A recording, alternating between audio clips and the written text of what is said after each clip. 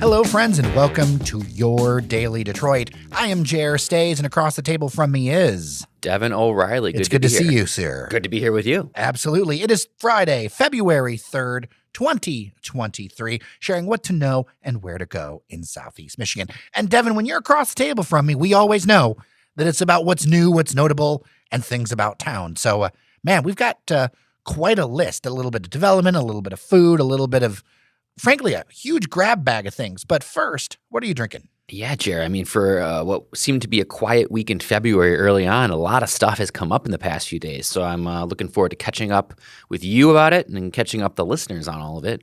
But we should start where we always do and what we're drinking. I am actually enjoying, I've got a few different types of this, but Downey Brewing, if you haven't heard of them, they're based out of Dearborn on Prospect Street. So we're like a very industrial area, kind of on like the southeast end of the city. Mm-hmm. Not a commercial corridor by any means. They're very much a brewery first. They do have a tap room, but they do some really, really tasty offerings. And they're just at the tail end of their winter stout series, which, as listeners may know and you may know, I am a stout man. Co-signed. So they have their winter stout, which is really cool. They do an imperial stout, which is a popular beer, but they've also done limited releases of the maple imperial, the cherry imperial, and the raspberry chocolate imperial stouts. So you're taking the stout, you're aging it, and then you're injecting these flavors into it. It's a strong beer. So we're talking like 12%. I'm already raising my hand on that raspberry chocolate stout. I mean, that sounds exactly up my alley. And the raspberry does come through. The flavor. That's always my question. The flavor and the raspberry and the cherry really come through more so than the maple and the imperial. Those are more subdued flavors. But if you want to taste the flavor, I'd recommend the cherry and the raspberry. They're still on sale at the Downey Tap Room. That's the only place you can get them. You got to go to the tap room on Prospect Street in East Dearborn at Downey Brewing. You can pick up a bottle until they're gone. Well, what I'm drinking is something that you actually directed me to.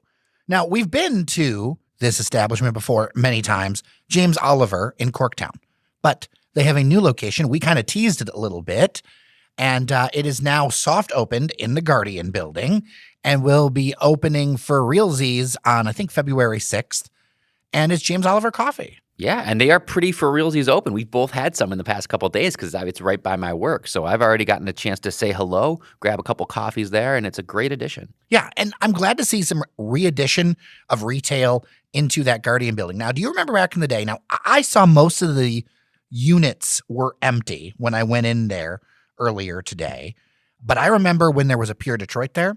I remember when there was a bunch of different retail all in those little nooks right behind the arches. Because the Guardian building, it's worth it just for the view of the lobby.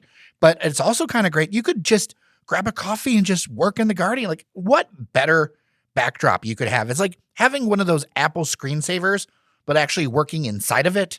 Because it's so pretty, especially on like a colder day or a blustery day or a windier day where you don't really care if you've got windows. I mean, there's something special about the Guardian building for sure, and I'm glad to see a little bit more signs of life over there. Yeah, it's very much a public space. I mean, I sometimes pop over there and just to get some work done. And like you said, if you really want to impress people in your Zoom or Teams meeting, you just pop into the Guardian. You can take your call from there, and you've got this beautiful, beautiful background. And, they have experienced a little bit of turnover in terms of the places that existed there. RIP Roland Cafe. That's right. In the middle there. But I'm really glad to see they have some food concepts. They got a salad concept. They've got Gringo's Tacos, and now they've got James Oliver Coffee. Back to a plethora of coffee options because you got Pete's on the same block, next building over. Can't forget Coffee Down Under, just like a block away there. There's a Starbucks in the Book Cadillac building.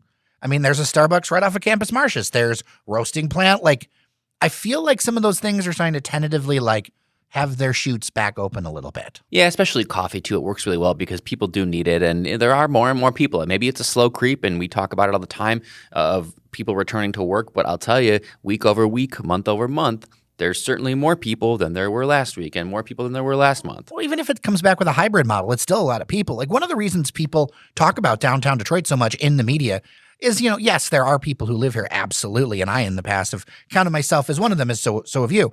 But when you add a workforce, that's 100,000, 150, 160,000 people. I don't remember the number right off the top of my head, but it's a lot of people who come into a very dense area, and that's a lot of commerce. And we don't have many places in Metro Detroit like that. Like I recently saw a employment map because I attended virtually the True Transit Riders United State of the Region for Transit this week. And I saw a map of not only the population densities of Metro Detroit, but where the employment centers are.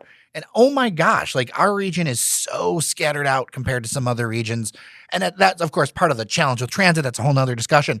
But you don't have as many places that actually bring so many people physically together in Metro Detroit because we're so pulled apart. So I think it's kind of cool to see that kind of coming back a little bit. Yeah, downtown is very much still, I think, the the epicenter of the regional commerce or regional activity, the regional workforce. So it's good to see that. For sure. And I would also argue that, say, Woodward is kind of a spine of it. Sure. Like you go up into southern Oakland County all the way up through Birmingham. Like that's a whole kind of spine. You can go one to the other and basically get everything you need. Yeah, I would totally agree. Woodward is the spine, and then you've got, Michigan Avenue, Gratiot is kind of the arms per se, right? Yeah. So let's get into some of the stories. We now have a little bit of news around what may go into the old Calexico space. Shared here first on Daily Detroit was the impending closure of Calexico. It is gone. Sign's gone. They were quick about all that. If you follow us on social media, you know about it. But Bedrock says that celebrity chef Fabio Viviani of Top Chef fame, he also sometimes shows up on Good Morning America and the Food Network, is taking over the old Calexico space. It is a yet-to-be-named restaurant. They stay with various Italian and Mediterranean influences. According to the press materials, the Fabio Viviani brand has partnered with Bloomfield Hills-based Cicero Hospitality Group. The inside is going to be redone, Devon, with a, quote, new and modern, unquote, build-out by a company called Nor Architecture. They say to stay tuned for more details on the name and everything. Posted this on Facebook. People started tagging Sienna Tavern in Chicago right away. And then I did a little bit of research and saw that that's kind of his concept. Like it may be Sienna Tavern or something else, Sienna brand or whatever, but there's kind of a consistency with his menus and the places that he's opened. So it's kind of that like hand-created fresh pasta, squid ink pasta, all that kind of thing with some Mediterranean stuff. Thoughts? Yeah, I mean, so it turns out I was one of the few people who actually really appreciated Calexico for what it was. Man, you got dunked on more than like a 10-win NBA defense. I like the Pistons. I wasn't going to go there, sir. I was going to say the Bulls and the doldrums, right? Because I still hate the Bulls. Fair enough. But no, point taken. I still, it doesn't matter. Not changing my opinion. I enjoyed Calexico. I respected it for what it was, even though most people, it seems, did not.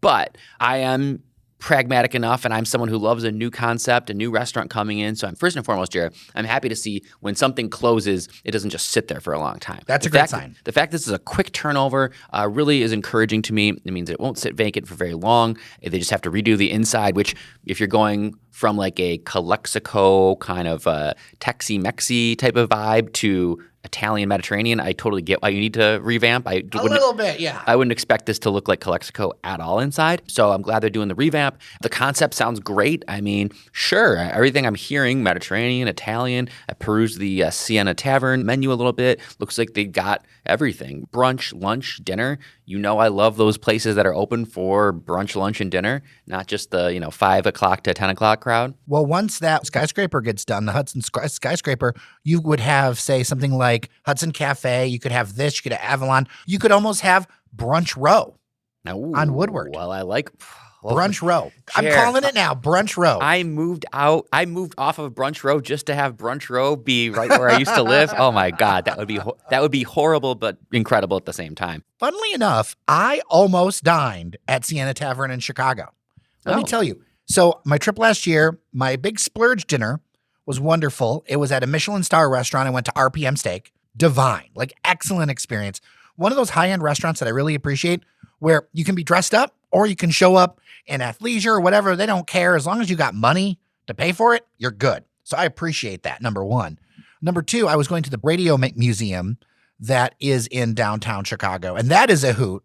Totally inexpensive fun. If you're in downtown Chicago looking for something fun, they have one of the old sets of Meet the Press, and they have the AP teletype machine that got stuck and broke right after receiving the news of the assassination of John F. Kennedy.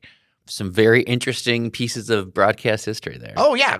Tons of great old radios. I really want to get one of those old radios and like one of the ones that's broken and turned it into a Bluetooth speaker. That's a whole nother side project when I have time. What's that? Anyway, I walked right by Sienna Tavern and it has an amazing patio. Like, that is something that's big there. So if a similar concept to what he's done is there, I'm not saying it's going to be Sienna Tavern, but if it's a similar concept, I look at all the menus of places he's ran before, they kind of have the same vibe.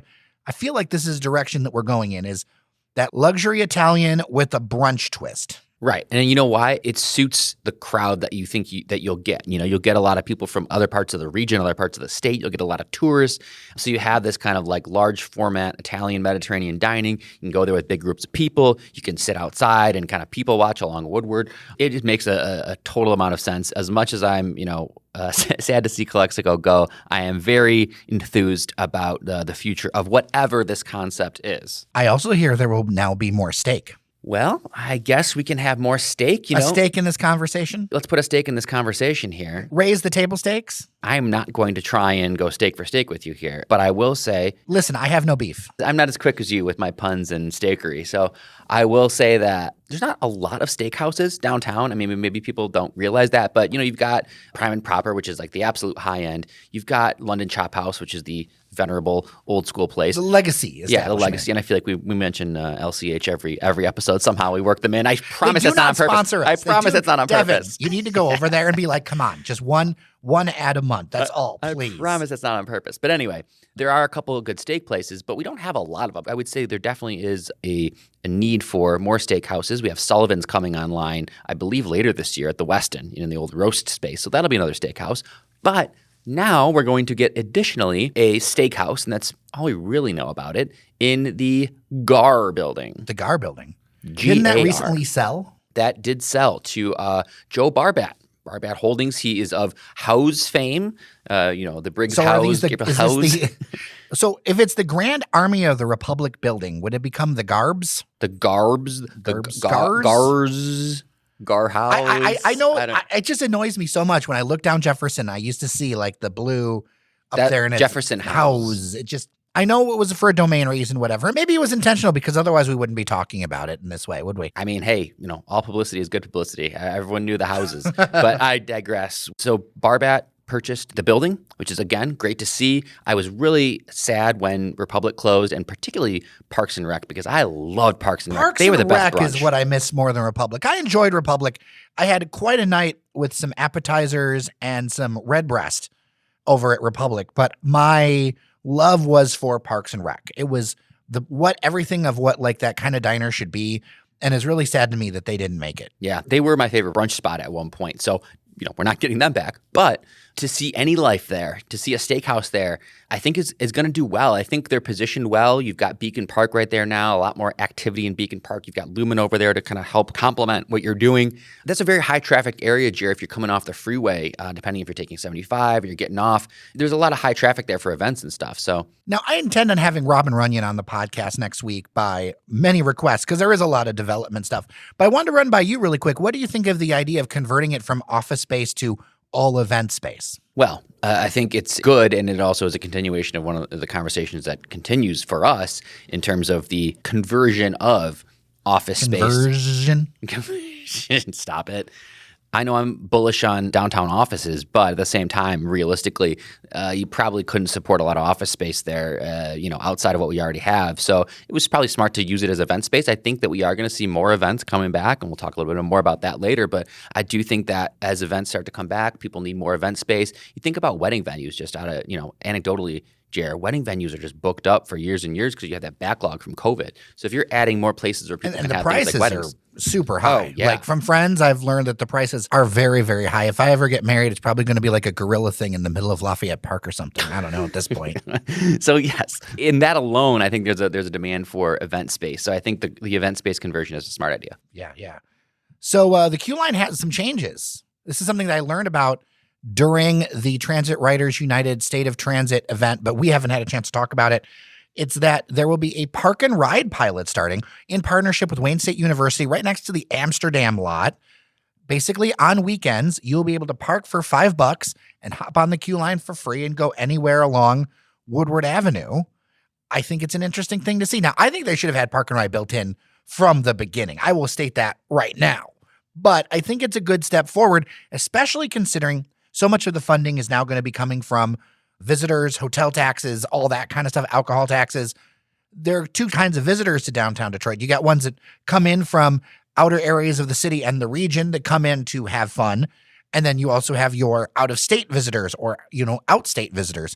And I think a park and ride lot, if people are open to it and it works well and is reliable, I think that could be a good step forward because it can be really annoying to park downtown. And if it's only $5 and you can hop the train and it goes reliably, I think that could be a nice little addition. Maybe I'm crazy. I don't think you're crazy. And I think that anything that makes it easier to access and use the QLINE is probably good because we need more people using it. And whatever carrots we use. We're paying for it one way or another, right? Right, exactly. We're in. We're in. This isn't coming back. We're in. Right. So the fact that it was free and then there's an opportunity to do kind of a park and ride, I'm a little skeptical, I will say. I'm not sure that they're going to have to do a really good job communicating this opportunity. I don't think It's a very limited pilot through February. A lot of people probably won't even realize it. So I hope the pilot isn't a dud and people don't even realize it's there because then they're not going to get a good response from the pilot. So I feel like this pilot would be even better if they extended it into warmer months. I don't know what their bars are for success, but especially if people start coming back more, even for work and things like that, I feel like that could be a really useful thing. And I know they're not running at all the cars they have and all that other kind of stuff. I feel like there's potential with what they've got if they can make that go, if that makes sense. Yeah, and I do think there is still some issues to be solved around kind of the viability and the interest in park and ride because the cost has to be low enough where you're saying, I don't want to just park downtown. And we know that can be expensive. You have to have someone who says, I don't want to just park downtown. I don't mind parking far out and then taking a QLINE. It doesn't seem to me to be conducive to a quick stop, Jerry. I wouldn't use this to get to a meeting. I wouldn't use this to do something where It's going to be if you're in there for the day. Right, yes. It's kind of a long-term parking solution that can save you some money. And I do agree, piloting in February is going to be tough. I'm not saying don't do it, but maybe extend it a little bit longer so people have an opportunity to really start to use it when the weather is more amenable to that. Now, Devon, this is one that I didn't think I was going to mention publicly. Okay, Chair, what is it? You have my attention. I'm sure you have theirs. So before the everything, we used to work with someone to kind of have a physical space to get together more often, to record in person more often. To do seltzer tastings. Seltzer, all the things, right? Remember back in the day when you first appeared on the show, you were once a month, once every 2 months doing the Mad About Town, and we would round up almost everything that opened in rapid succession. And that's kind of the beginning of Devon O'Reilly on this show. We all miss that.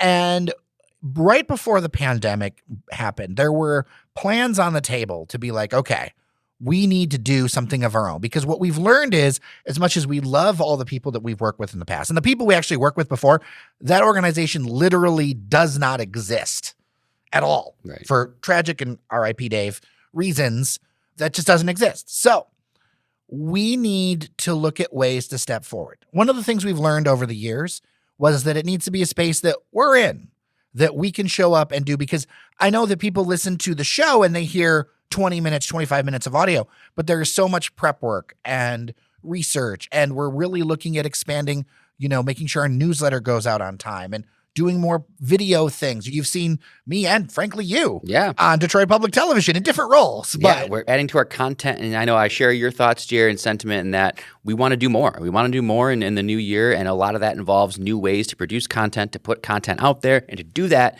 you need a home. Other than my spare bedroom. You need a base other than your spare bedroom. Which has been wonderful. I've been staring at four walls for 3 years. But we want to do classes. We want to do evening events.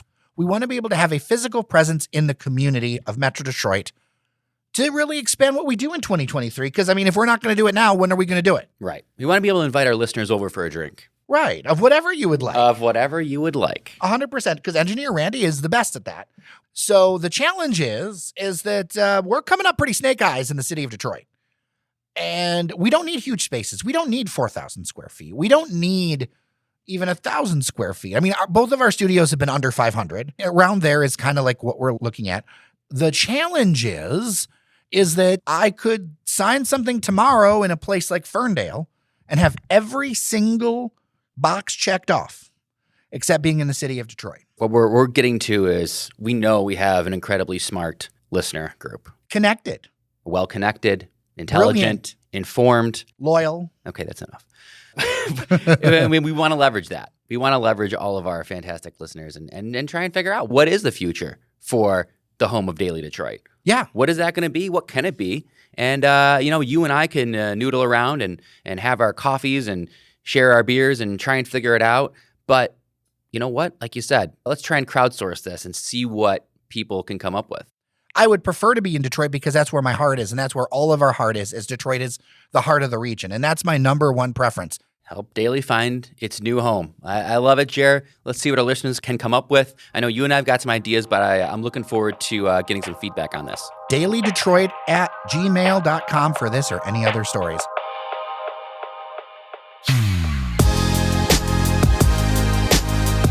Devon O'Reilly, so good to see you. Always great to see you in person, Jer, and great to talk to you. We had, I think, a lot of fun talking about some stuff today, some serious stuff, some fun stuff, but always great. Always, always. All right, as I said, dailydetroit@gmail.com for feedback.